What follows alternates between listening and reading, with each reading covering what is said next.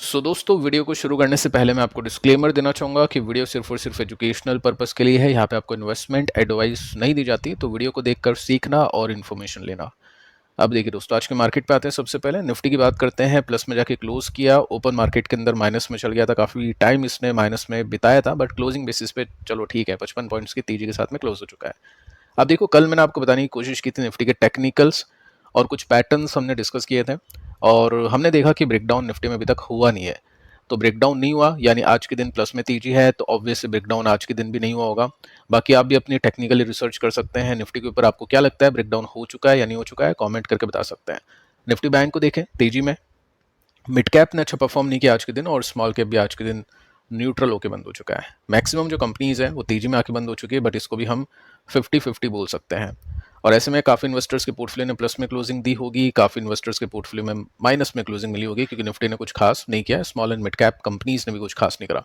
Reality तेज था, pharma sector आज ठीक कर चुका है, आईटी ने आज अच्छा परफॉर्म किया। कल के दिन आपने नोटिस किया होगा कि फैंग प्लस जो इंडेक्स है वो भी अच्छा कर चुका था, नेस्टेक भी अच्छा करा था, तो उस वजह से आईटी कंपनीज ने आज अच्छा परफॉर्म किया। मेटल और ऑटो सेक्टर आज के दिन नीचे आके बंद हो चुका है, बाकी ऐसा कुछ खास यहाँ पे देखने को नहीं मिलता है। अब देखिए दोस्तों, एक बड़ी न्यूज़ अभी के समय मार्केट में आ रही है, और इस बड़ी न्यूज़ से हम सीख सकते हैं, समझ सकते हैं कि किस तरह से मैनिपुलेशन मार्केट के अंदर चलता है, और कौन कौन सी कंपनीज है जिनके स्टॉक्स इस वजह से गिर चुके हैं, और क्या पॉसिबिलिटीज़ बनती है उन कंपनीज को लेकर, कितना नुकसान होगा इस न्यूज़ की वजह से उन कंपनीज को लेकर, वो एक बार हम चेकआउट यहाँ पे करते हैं। अब देखिए दोस्तों, न्यूज़ ये आती है कि एक कंपनी है जिसका नाम है जेन स्ट्रीट, ये बैन हो चुकी है सेबी की तरफ से, और इंडियन ट्रेडर्स ने इसको चीयर किया है। यानी इंडियन ट्रेडर्स के लिए अच्छी न्यूज़ है, लेकिन इस कंपनी के लिए बुरी न्यूज़ है। सेबी ने यहाँ पे टारगेट किया है। अब देखिए, सेबी अभी के समय काफ़ी ज़्यादा एक्टिव है मैनिपुलेशन को लेकर। जो वॉलेटिलिटी होती है अननेसेसरी, या फिर हम बोल सकते हैं आर्टिफिशियल तरीके से मैनिपुलेशन के जरिए, उसके ऊपर सेबी अभी के समय काफ़ी ज़्यादा एक्टिव है। अब देखो, ये जो कंपनी है ये इंडियन कंपनी है नहीं, ठीक है। ये कंपनी यूएस बेस्ड कंपनी है, जिसमें आप देख सकते हैं यहाँ पे इसका और भी ज़्यादा डिटेल आपको यहाँ पे पढ़ने को सुनने को मिलेगी। और इसके अंदर दोस्तों आप नोट कर सकते हैं कि कंपनी ने क्या किया है, एक्सपायरी डे मैनिपुलेशन किया है।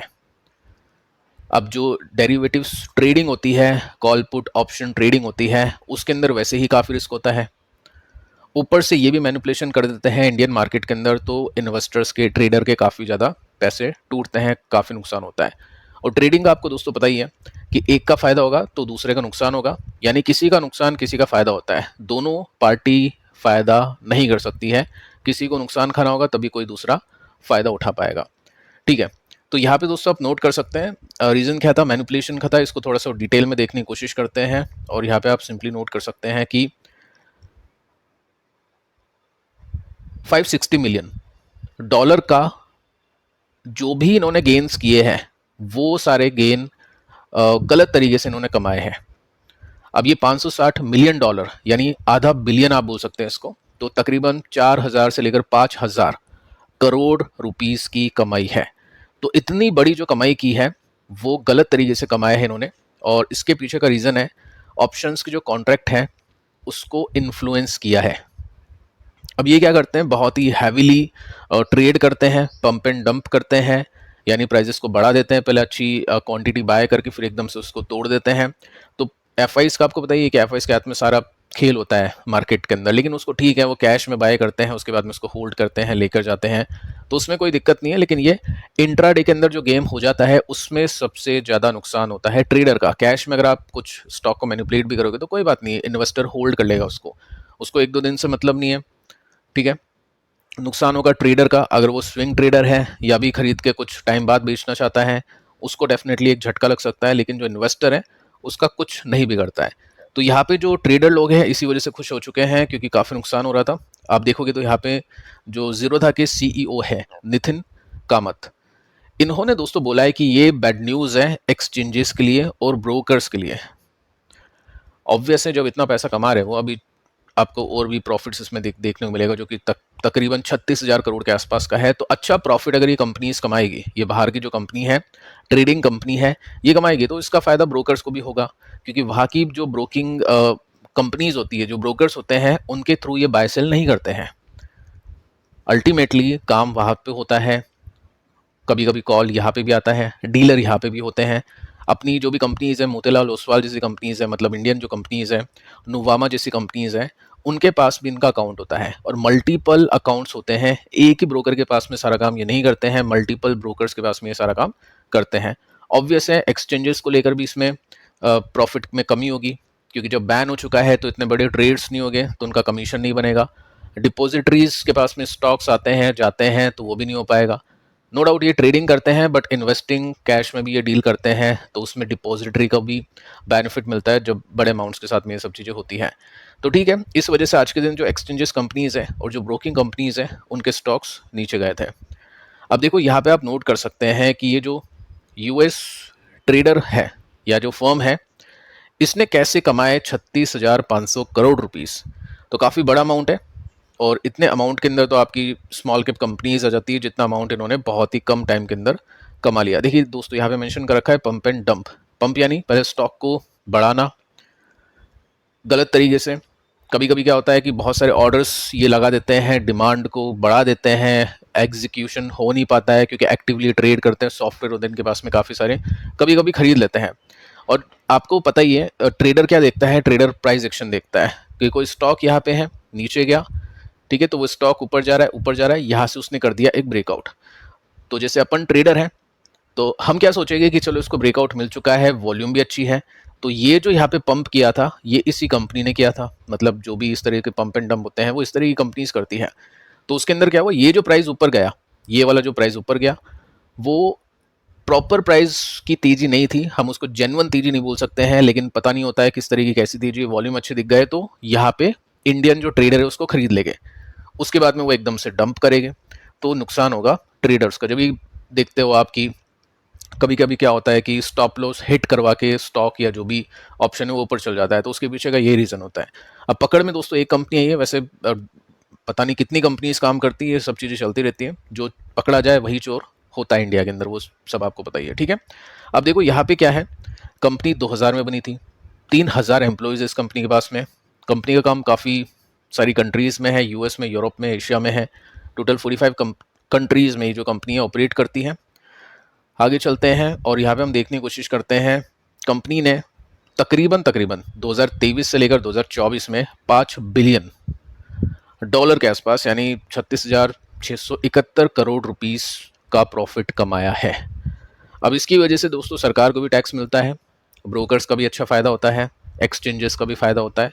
तो वो जो फ़ायदा है ना वो कम हो जाएगा, क्योंकि ये जो यहाँ पे इन्होंने गलत तरीके से पैसे कमाए 5,000 करोड़ रुपीस के आसपास, इसकी वजह से इनके ऊपर बैन लग चुका है। ये ट्रेड नहीं कर सकते इंडियन मार्केट के अंदर, ठीक है।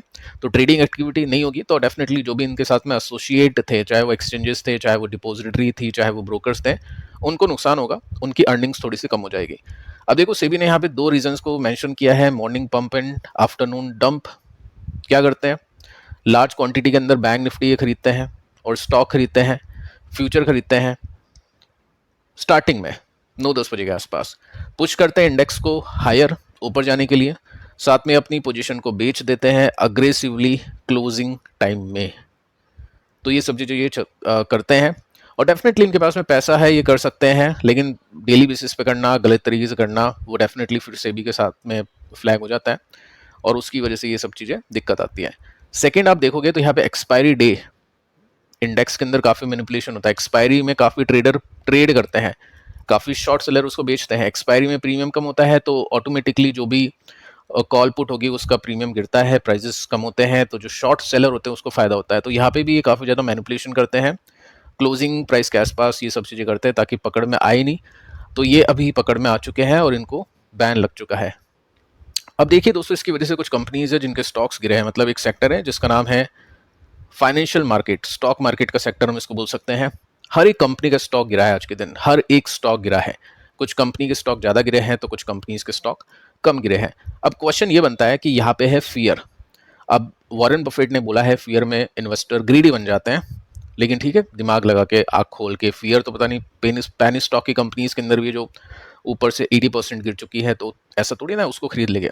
तो फियर होना चाहिए टेम्पररी, कि यहाँ पे डर है, बट उसकी वजह से कंपनी खत्म नहीं होगी। कंपनी की आमदनी ऐसा नहीं है कि एक क्वार्टर में हो सकता है खराब हो जाए, लेकिन कंपनी ही मतलब अर्निंग की ग्रोथ नहीं दे, ऐसा कुछ नहीं है।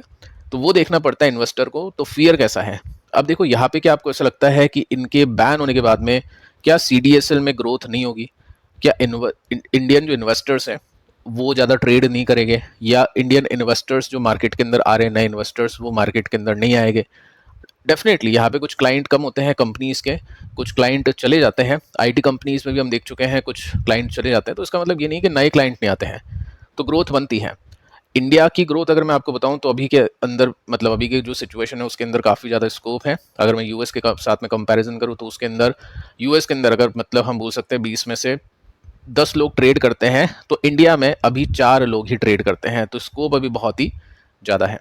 तो ठीक है, CDSL का स्टॉक गिरा 2.5% के साथ में, और इसमें अगर आप देखोगे तो यहाँ पे आपको पता चलेगा कि स्टॉक ने वैसे तो काफ़ी अच्छा स्विंग दिया था, अच्छे पैसे इन्वेस्टर्स के बने हैं, जिसने भी इसको फियर में देखा होगा। स्टॉक मार्केट वाली कंपनी है, आपको पता ही है, मार्केट के हिसाब से चलती है, कभी कभी इस तरह की न्यूज़ आएगी तो इम्पैक्ट कर देगी, लेकिन ठीक है, यहाँ पे स्टॉक ने अच्छी रिकवरी दी थी। साथ में BSE का स्टॉक भी गिर चुका है, 6% के साथ में स्टॉक क्रैश हुआ है। अब BSE भी गिरा है, इसके पास भी काफ़ी अच्छी कमाई होती है, इसने भी कमीशन चार्जेस बढ़ाए थे, तो इसके पास भी अच्छी कमाई हो रही थी। साथ में आप देखोगे तो 82 का P रेशो है, क्योंकि मार्केट को लग रहा है अगले कुछ क्वार्टर में इसके नंबर्स अच्छे आने वाले हैं। 1 लाख करोड़ का मार्केट कैप इसका हो चुका है। अब ये जो कंपनी है ना, थोड़ा सा आप देखो कि इसमें बहुत अच्छी ग्रोथ तो बनी है, पिछले 5 साल में स्टॉक ने 5000% के रिटर्न्स कमा के दिए है, वो बहुत गजब की बात है। बीच बीच में करेक्शन आपको छोटे छोटे दिख रहे होंगे, लेकिन ये जो करेक्शन है ना, ये 30-40% के करेक्शन है, ये जो करेक्शन है, तो इन करेक्शंस के लिए रेडी होना चाहिए इन्वेस्टर्स को। प्लस जिस तरह की वैल्यूएशन है उस तरह के नंबर्स नहीं आते हैं तो बड़ी गिरावट होती है, जैसे आप यहाँ पे नोट कर सकते हैं। 1 साल तक स्टॉक नहीं चला था, 60% गिर गया, उसके बाद में रेगुलेशंस में रूल चेंज हुए, कमीशन इनका बढ़ा, आमदनी बढ़ी, इनकी इनकम बढ़ी, तो स्टॉक ने अच्छा परफॉर्म किया। तो ऐसी कंपनीज को ट्रैक करना काफ़ी इंपॉर्टेंट है कि क्या डेवलपमेंट्स होते हैं, क्या क्या चेंजेस होते हैं। BSE को लेकर आपके काफ़ी सारे कमेंट्स आते हैं, तो ऐसे टाइम पर जब भी कोई टेम्पररी न्यूज़ होती है, स्टॉक्स नीचे जाते हैं, तब इन्वेस्टर्स उनको देखते हैं। लेकिन रिटेल इन्वेस्टर क्या करेगा, जब स्टॉक तेज में है तो उसको लगेगा बहुत अच्छी कंपनी, लेकिन जब वो गिरेगा, इस तरह के करेक्शंस आएंगे जिसमें 50-60% स्टॉक गिरेगा या 30% के साथ में गिरेगा, तब कंपनी खराब लगेगी। बट उस समय आपको देखना है कि क्या कंपनी के अंदर अर्निंग बेसिस में चेंजेस हुए, क्या क्या कुछ ऐसे चेंजेस है जिसकी वजह से अगले कुछ क्वार्टर में कंपनी के नंबर्स खराब आएंगे, या फिर वो प्राइस एक्शन की गिरावट है। तो प्राइस एक्शन की ही गिरावट है तो डेफिनेटली वहाँ पे इन्वेस्टर्स खरीदते हैं कंपनी के स्टॉक को। एंजल वन आप देख सकते हैं 6% के साथ में क्रैश है, ये भी 6% के साथ में गिर गया। तो क्या ये जो यूएस की कंपनी है, ट्रेडर है, एंजल वन के पास में इसका अकाउंट है क्या? देखते एक बार, यहाँ पे आप देखोगे तो 21 का P रेशियो है, 25,000 करोड़ का मार्केट कैप है इस कंपनी का। स्टॉक अभी दोस्तों किस तरह से चल रहा है, स्टॉक अभी अपने रेसिस्टेंस को लेकर सपोर्ट पर आने की कोशिश कर रहा है। आप देख सकते हैं रेसिस्टेंस के पॉइंट है जिसमें लोअर हाइस के साथ में स्टॉक चल रहा है, और साथ में ये सपोर्ट है, तो यहाँ पर आने की कोशिश कर रहा है, क्योंकि ट्रेडर अपने प्रॉफिट को बुक कर रहे हैं। अब न्यूज़ क्या है, प्रॉफिट बुकिंग क्यों चल रही है यहाँ पे दोस्तों? न्यूज़ है खराब कि नए जो क्लाइंट आते हैं इस कंपनी में, उसका काउंट 42% के साथ में कम हो चुका है वाई ऑन वाई बेसिस में। अब नए क्लाइंट नहीं जुड़ेंगे तो कंपनी कैसे ग्रो करेगी? पुराने क्लाइंट अगर ज़्यादा ट्रेड करेंगे तो ही ग्रो कर सकती है, बट पुराने क्लाइंट एकदम से ट्रेड ज़्यादा करना कैसे शुरू करेंगे? कुछ परसेंटेज होता है जो ज़्यादा ट्रेड करना शुरू कर सकते हैं, बट हर एक क्लाइंट ज़्यादा ट्रेड नहीं करेगा, तो कंपनी को ग्रो करने के लिए नए क्लाइंट को ऐड करना ही पड़ता है। तो उसके अंदर कमी आई है, 42% के साथ में ड्रॉप है ये वाई एन वाई बेसिस में। तो ये रीज़न है कंपनी के स्टॉक के पीछे, यानी स्टॉक के गिरने के पीछे का। साथ में दोस्तों आपने एक न्यूज़ इस कंपनी की सुनी होगी जिसमें डेटा लीक हुआ था इस कंपनी के इन्वेस्टर्स का, क्लाइंट्स का, तो वो भी एक रोल प्ले कर रहा है। साथ में भी आप देखोगे तो मुझे ऐसा लग रहा है कि बाकी कंपनीज के साथ में भी शायद यही सिचुएशन देखने को मिले, क्योंकि जीरोधा के फाउंडर ने भी ऐसा बोला था कि अभी कुछ टाइम के लिए जो ब्रोकिंग इंडस्ट्री है वो ट्रबल के अंदर है, क्योंकि नए जो इन्वेस्टर्स से क्लाइंट है मार्केट को देखकर नहीं आ रहे हैं। जितनी ग्रोथ हमने देखी आफ्टर कोविड, वैसी ग्रोथ अभी देखने को नहीं मिल रही, और ऑब्वियस वैसी ग्रोथ देखने को मिलेगी भी नहीं। लेकिन एक अच्छे परसेंटेज के साथ में अगर ये बढ़ते हैं तो ही ये फाइनेंशियल मार्केट वाली कंपनीज बढ़ सकती है। सो देखते हैं दोस्तों बाकी कंपनीज में क्या होगा। एक रीज़न ये भी आप लगा सकते हैं कि अब तो जियो ब्रोकिंग भी आ चुका है, वो किस तरह से मार्केट के अंदर आएगा, किस तरह से चीज़ों को प्ले करेगा, तो वो भी एक रीज़न है जिसकी वजह से जो ब्रोकिंग कंपनीज हैं उनके स्टॉक्स अभी फिसले हैं। साथ में दोस्तों आप देख सकते हैं एक कंपनी है जिसका नाम है नोवामा। अब ये जो कंपनी है ये सीधा कनेक्ट करती है जेन स्ट्रीट के साथ में, जिसके ऊपर अभी बैन लगा है। इसका स्टॉक गिरा है 7% सेबी के ऑर्डर के बाद में। अब इसमें क्या कनेक्शन है वो मैं आपको पहले ही बता चुका हूँ। ये जो कंपनी है ये डोमेस्टिक ट्रेडिंग पार्टनर है जेन स्ट्रीट की, ऑब्वियस है, इसके साथ में इसका टाई अप है, इसके थ्रू ये ट्रेडिंग करते हैं, इन्वेस्टिंग करते हैं, इनको कमीशन मिलता है इतने बड़े अमाउंट पर। बहुत बड़ा अमाउंट है वैसे भी, क्योंकि टर्नओवर पे मिलती है ये सब चीज़ें, और ये तो प्रॉफिट है, तो सोचो टर्नओवर कितना होगा। तो ये सब चीज़ें आप नोट कर सकते हैं। तो हो सकता है इनकी जो कमाई है थोड़ी सी कम हो। बाकी दोस्तों सेबी ने इनके ऊपर कुछ नहीं बोला, डायरेक्टली यहाँ पे कोई नेम इनका लिया नहीं है नुवामा का। तो स्टॉक क्रैश हुआ है जस्ट इस उम्मीद में कि इसके नंबर्स कमा सकते हैं, क्योंकि एक बड़ा क्लाइंट इसके हाथ से जा चुका है। अगर सेबी भी इनका नाम लेती तो डेफिनेटली स्टॉक के अंदर एलसी लग सकता था, लोअर सर्किट लग सकता था, बट ऐसा कुछ भी इसमें देखने को नहीं मिला। स्टॉक देखो 7% तो मेंशन कर रखा है, लेकिन ये सबसे ज़्यादा गिरा है 10-11%, क्योंकि इसके साथ में इसका सीधा नाम जुड़ा हुआ है। 27 का पी रेशो है इसका, और साथ में अगर आप देखोगे तो यहाँ पे आपको दिखेगा कि एक साल में 51% के रिटर्न्स बन चुके हैं ऑलरेडी। एक अच्छा स्विंग कंपनी ने दे दिया है। अभी सपोर्ट टू रेसिस्टेंस स्टॉक का प्राइस परफॉर्म करा है। लेट्स सी कुछ मेजर ब्रेकडाउन्स देखने को मिलते हैं या फिर नहीं। तो देखो यहाँ पे कुछ कंपनीज हैं जो इनसे सीधी कनेक्टेड है, उनके अंदर रिस्क ज़्यादा है। जो इनसे सीधी कनेक्टेड नहीं है, स्टिल स्टॉक गिरे हैं, उनमें रिस्क कम है। तो इन्वेस्टर ट्रेडर ये फाइंड करने की कोशिश करेगा कि किस कंपनी में रिस्क कम है, किस कंपनी में रिस्क ज़्यादा है। आपको क्या लगता है कि किस कंपनी में रिस्क कम है इस न्यूज़ के बाद में, और किन कंपनीज में रिस्क ज़्यादा है? आप चाहे तो नीचे कमेंट करके बता सकते हैं। बाकी दोस्तों कल के दोनों वीडियोस को देख लेना, ये भी काफ़ी इंपॉर्टेंट है। मिलते हैं नेक्स्ट वीडियो में, तब तक के लिए बाय बाय।